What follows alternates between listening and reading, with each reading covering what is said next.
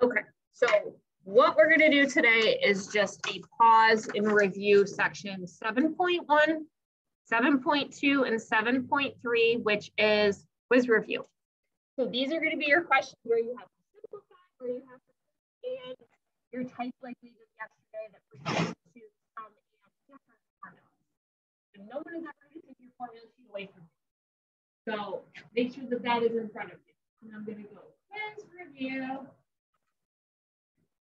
And I want to go 7.1 to 7.3.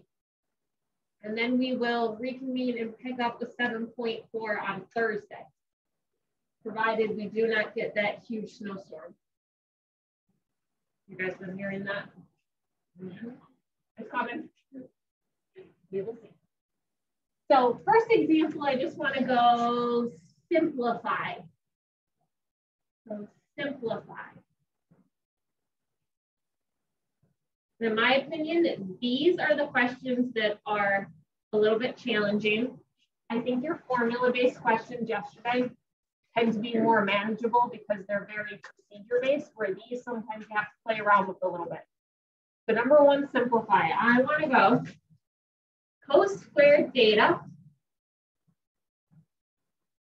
and then plus, and then I'm going to go co-squared theta, and how about cotangent squared theta? Okay, so let's talk about strategies. I'll do this on the side just because it might be helpful. Those strategies you can use for these. Yeah.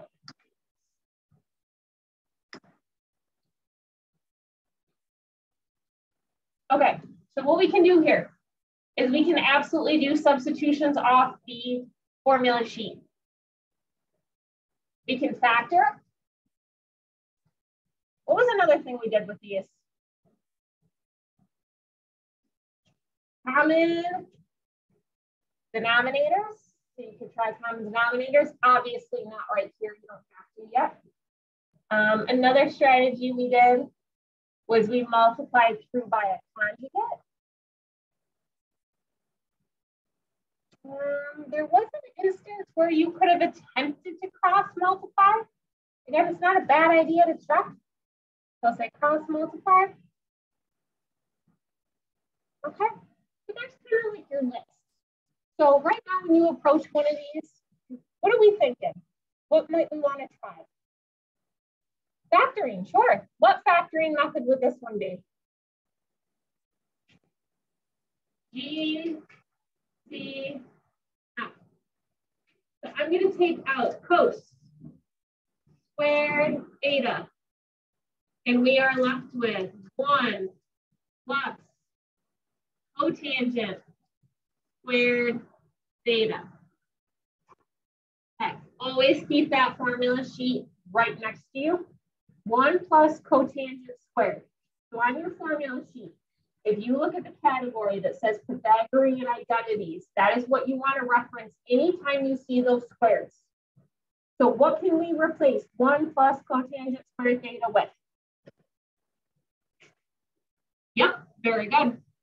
So this is on your formula sheet. This is a Pythagorean identity. And this was equal to cosecant squared theta. Again, that is from your formula sheet. Is there really anything I can do with cos squared theta that's going to make it simpler? No. So I'm going to just leave that one alone for the time being and see if I can get this to work and simplify. So now we're left with these, and we said, well, is there, bless you, anything I can do with cosecant squared theta? 1 over sine, yep. So this is another identity. This is your reciprocal identity off your formula sheet. So I'm going to replace that. So what remains is cos squared theta multiplied by 1 divided by sine squared theta. Okay. Now I keep going. And what remains is cos squared theta over sine squared theta. And I believe that this is listed as well. And what is cos squared over sine squared equal to? Yep, very good. So this is cotangent squared theta. So that is essentially as simple as that would go. So you just have to kind of keep replacing until you get as far as you possibly can. How do we feel on that one? Good. Again, you kind of just got to play around with them, start plugging in your identities, try one of those strategies. Kind of nice to have a list like that to go off of. And don't get discouraged if you get there and you get stuck. That happens. All right, how about something like this? So your directions are still going to be the same. You want to go simplify for all of these. I'm going to go sine squared theta minus 1 divided by, and I want to go sine of theta and then plus 1. Okay, so if I look at the list of strategies, first option is a substitution. Well, sine squared theta minus 1 is not equivalent to anything. So you're kind of stuck there. Can we factor? Yes. The top sine squared theta minus 1 is actually difference of 2 squares. What you want to think of is pretend it says x squared minus 1. So this is another where I'm going to factor. And the strategy would be difference of 2 squares instead. Again, think of this as x squared minus 1 if that's helpful. So this becomes sine theta plus 1 and sine theta minus 1.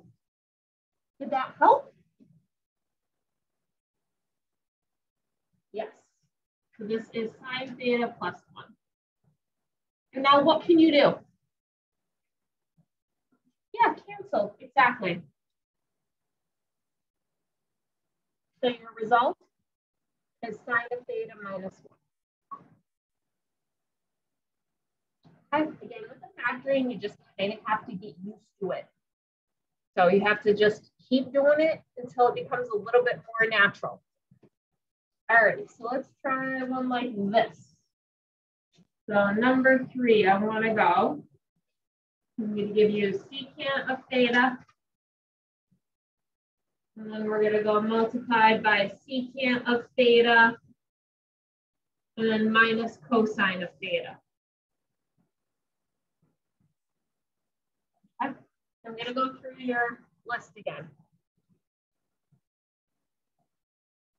Substitution. So off your formula sheet. Well, I guess technically you could write secant as 1 over cos and 1 over cos, but do you think that's going to make it easier or a little bit more challenging? Yeah, I'm not liking that. So let's see if there's something else we can do. You can factor, well, it's already GCF. Common denominator doesn't apply, conjugate doesn't apply, cross multiplication doesn't apply. What can we do instead? I'm going to add it. How about distribute? You can try things like this. I'm going to distribute. So I'm going to get from this secant squared theta. Remember, it needs to go in between. Minus secant theta multiplied by cosine of theta. And what I hope happens is that your eye is drawn to the second expression, because what do we know about secant and cosine? Reciprocals. Now go ahead and do your identity. So 1 over cos of x, or theta. And then this guy is going to be cos of theta over 1. Again, you want to make moves to these that are going to be helpful and not make it worse. So that makes it better. Over here, I am left with secant squared theta. Okay, so if I simplify this, I have secant squared theta minus 1. Anytime your expression results with a squared in it, you're going to look at the formula sheet where it says Pythagorean. So look at that category. And what do we know about secant squared theta minus 1 if we kind of move something over here? Tangent squared. Good. So this simplifies into tangent squared theta. And again, squared, think Pythagorean theorem, which translates into a Pythagorean identity. Okay, how's that type? All right, let's give you another simplifying one. Just because I wanted to get at most of these strategies with you. Kind of make you use them and see if you're comfortable. Number 4, simplify this. I want to go secant of x divided by 1 plus tan of x.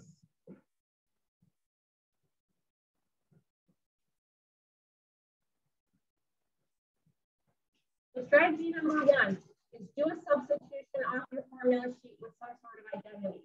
We know anything about secant? Yeah, so let's try it. So secant is equivalent to 1 over cos. Okay. Next, can I do anything with 1? Not really. Not that's going to make anything easier. How can I write tan? And now keep this in mind too. What do we have up here? A cos. So how would I want to write tan with a cos? Yep. So Sarah's right. So this is sine over cos. So that's good because we have 2 cosines now. What is the next strategy that I have to use for this, unfortunately, because of the bottom? Common denominator. Yep. Now I'm going to go over 1. And again, I need a common denominator. And my common denominator is going to be cosine of x. All right, so I'm going to keep going. I have 1 over cos of x from my numerator. I'm going to rewrite that one. And then this one. So again, I have to make this cos of x. So cos of x over cos of x. So cos of x over cos of x plus, excuse me, sine of x over cos of x. All right, so like that. Now I'm going to put those together, and then we're going to do our heat change. Excuse me. So 1 over cos of x all over cos of x plus sine of x over cos of x all over cos of x. Now you proceed to do heat change flip. So I have 1 over cos of x times, flip it, cos of x over cos of x plus sine of x. And what do you guys notice? Coses cancel. Good. So I am left with here 1 over cos of x plus sine of x, which is really equal to 1 over cos of x plus 1 over sine of x. And the last thing you're going to do is replace those. So 1 over cos of x gets replaced with what? Secant. So this is secant of x. And then 1 over sine gets replaced with cosecant of x. Yep. Done. That's going to be as far as that one can go. Okay. How do we feel with that type? Involved? Yeah, sounds involved. I would agree. All right, next set of instructions. So these questions are going to be a little bit different. Now we're going to kind of go off of what we did yesterday on question number 5. And for number 5, what I want to say is to use trig identities. So again, formula sheet. Use your trig identities.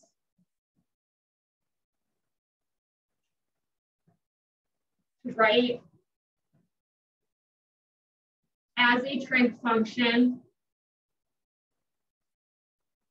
with one angle. as trig function with one angle. Probably going to take longer to write this question than to actually do it. One angle.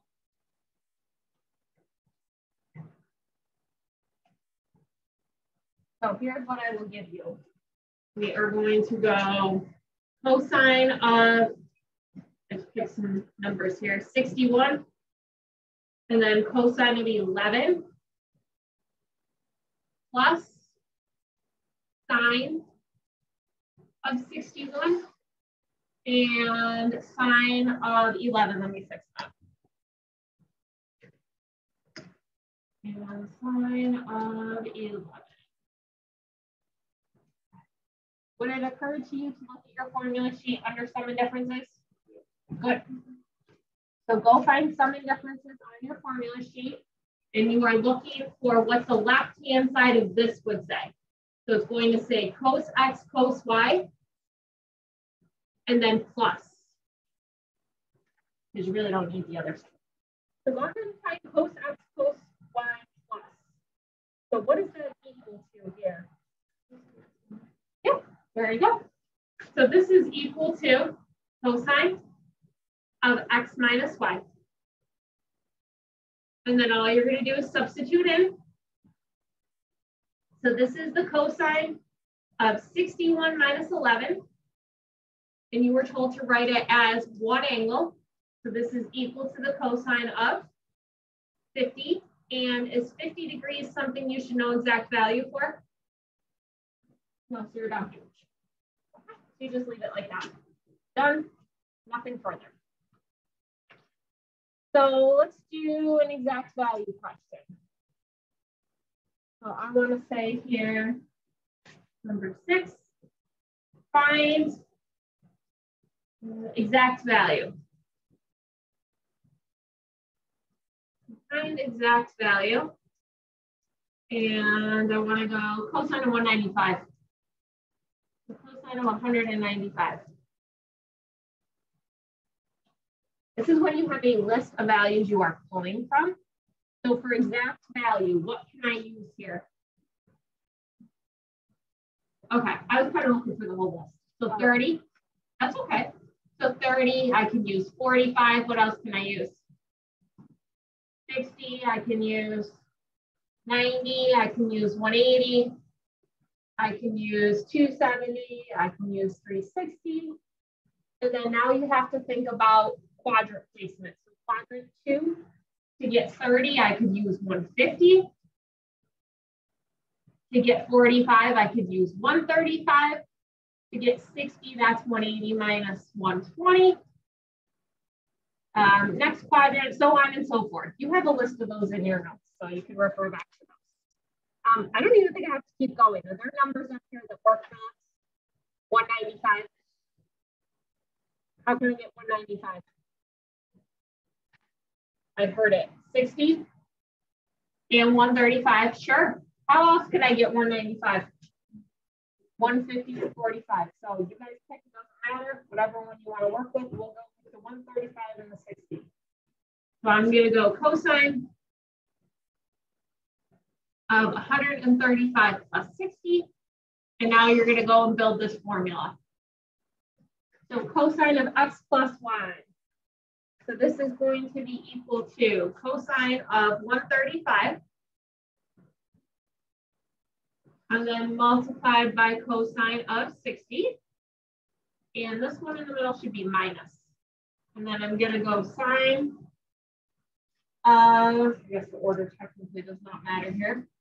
So sine of 135 and sine of 60. All right, so now you're going to plug these in. Cosine of 135. What do we know about 135?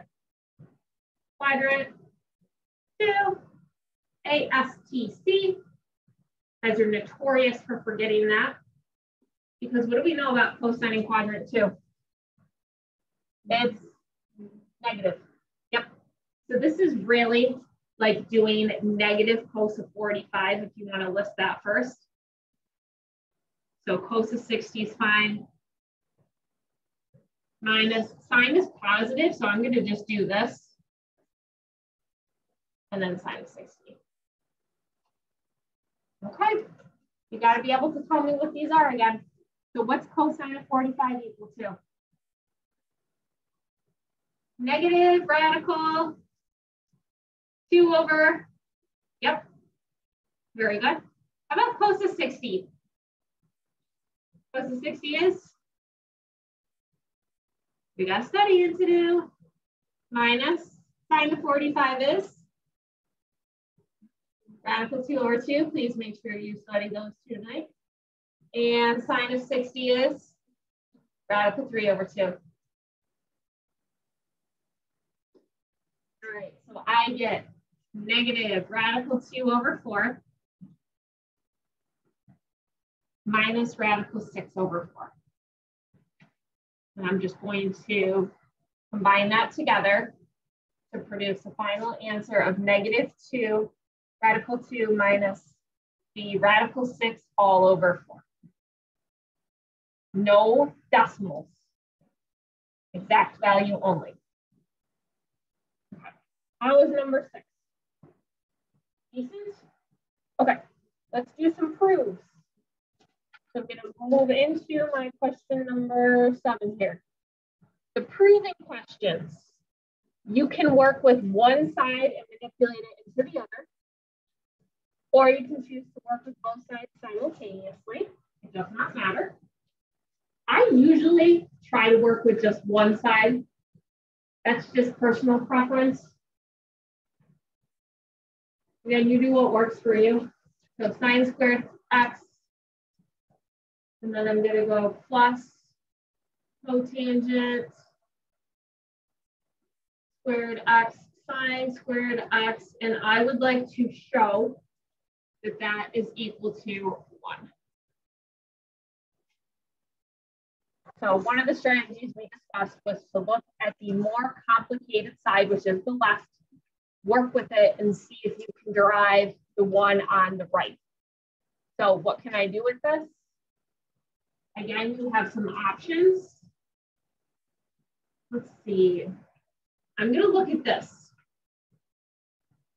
There's not just one way to do these, remember though. What could I replace cotangent with? Because I'm looking at this here. What's cotangent? Cosine or sine? And again, the reason that I kind of gravitated towards that is I was trying to find a way to simplify this and get something to go away. And this is going to make that happen for you.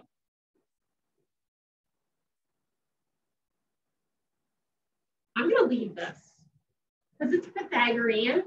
And if you look at your formula sheet, we might be able to do a substitution in a second. So now if you look, my signs are going to cancel.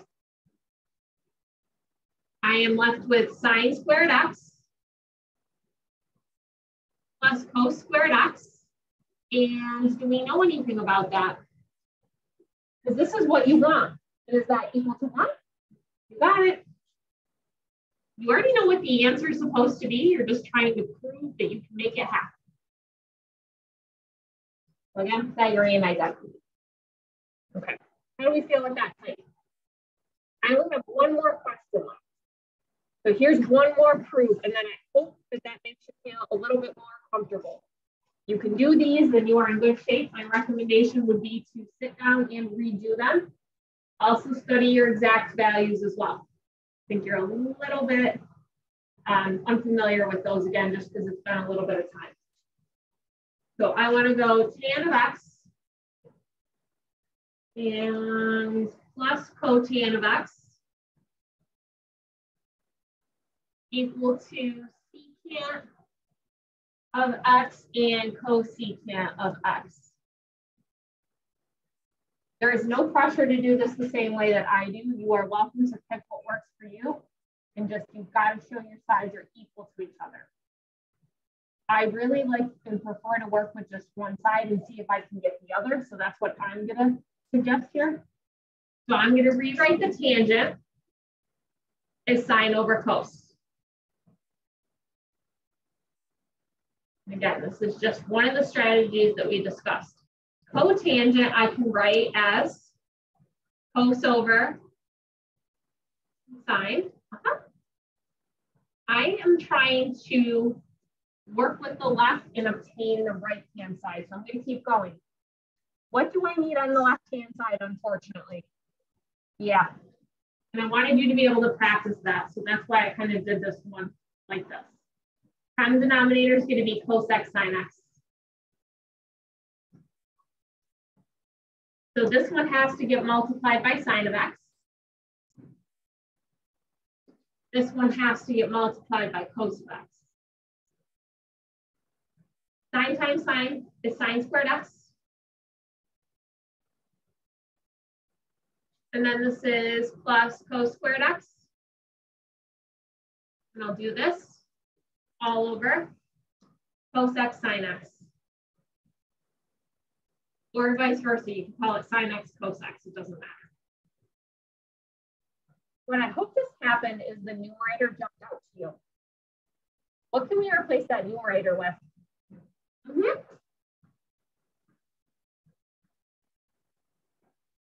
Please keep looking at the other side of your equal sign for what you are trying to obtain. I'm trying to obtain reciprocal functions, and right now I have 1 over, so that's excellent. So I'm going to go 1 over cos of x and 1 over sine of x, and simply replace those to finish. So reciprocal functions, 1 over cos of x is secant of x, multiplied by 1 over sine, which is cosecant of x, and is that what I wanted? Yes. So you are good to go. So again, that's just another strategy. You're working with the left, trying to show the right. Could you have actually just done this and then stopped one step beforehand? Yeah, definitely. Again, it's not just that there's only one way to do these. So you could have stopped there too, if you worked with a little bit of both. So that's what your quiz covers tomorrow. So 8 questions, very, very similar to those. You've got a couple minutes now. I would recommend that you study your exact values for sure. So make sure you are prepared to do sine, cos, and tan of 30, 45, and 60. Formula sheets can absolutely be used as well, but your quiz is just like that. I think it's even 8 questions, in fact, as well. So simplify, prove, and formula sheet with sum and difference identity.